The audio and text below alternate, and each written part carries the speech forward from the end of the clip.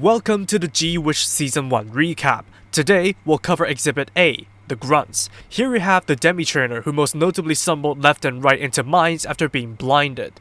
Then we have the Dilanza that got sliced, diced, and mutilated without exception of variance. Next is the Zowart, which kicked the asses of 3 Klibari units before getting its ass handed back to it by ducks, and the Heindree.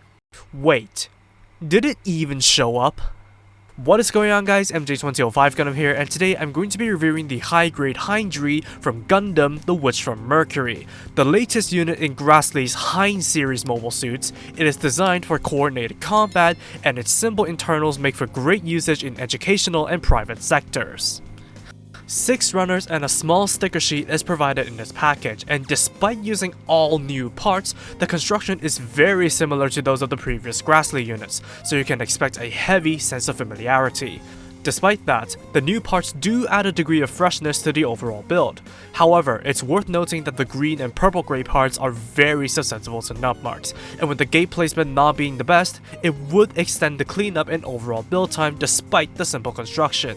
But if you keep patience, the build shouldn't be too hard to go through. And in terms of compatibility, the universal head, arms, and backpack and cross-compatible legs are carried over as well.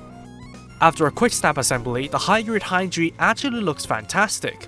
We aren't unfamiliar with visor-type grunts, but the way this is an unusual design, being primarily green with purple sensors, reminds me of the Eldora army units, the proportions and colors of which are accurately represented by the kit and then some.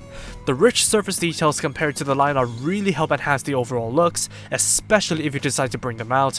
The engraved detail on the visor subtly adds some texture to it, and the part separation is quite great as well, most notably with the shoulder verniers that stick through, and the stickers used under the visor and on the shoulders which shine under the light, on top of the rear head sensor, white on the chest plate, and blade antenna, the last of which you might want to consider painting in, on top of applying seam-like coverage to the shins and large backpack booster. All in all, despite being a simple grunt that has been well translated into kit form, the high-grade Heindree just visually pops with few to no imperfections to bog it down. Articulation starts with a fairly unrestricted double ball-jointed head, but the bulky shoulder armor might get in the way of your grip. The ball-jointed shoulder sockets can move very slightly, while the shoulders are on unrestricted ball joints. The shoulder armor can move up for the arm to call the teacher. There is a bicep swivel, single jointed elbows, and ball jointed wrists. The torso can provide decent crunching, and the rotation angle is wide but restricted due to the armor design. The legs can kick very far in all directions except backwards despite the stationary skirting armor.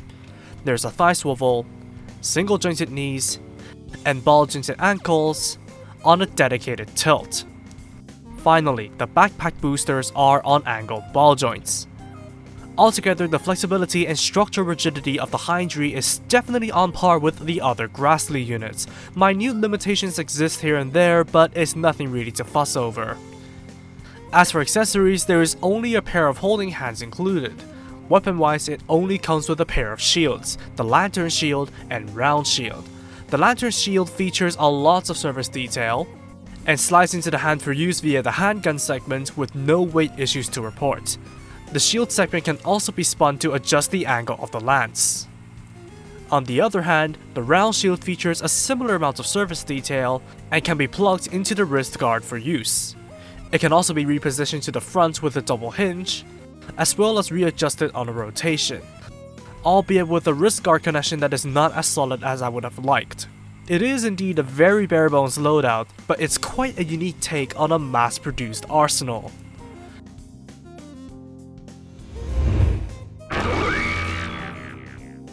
Despite it never having showed up during the first core of G-Witch, the high-grade Heindree is an impressive kit. I was expecting this to be just another unimpressive grunt with an odd weapon, but the effort Bandai put into the visuals, on top of the unique lantern shield accessory which does indeed work well, is thoroughly refreshing, especially for a mass production unit. Never mind that it shares the Grassley construction we've come to know in the past 3 entries almost beat for beat. Sure, perhaps the lack of an anime appearance would be less of an incentive to buy it, even more so because the Stern variant is coming out in a few months. But at the very least, the high-grade Heindree is 100% recommendable to those who want to try it out. And that's all for me. Thank you for watching, drop a like and comment if you did enjoy the video, subscribe for more content like this, and feel free to follow me on social media with the links down below. That said, take it easy, stay safe, and I'll see you all in the next video. Peace out guys, bye bye.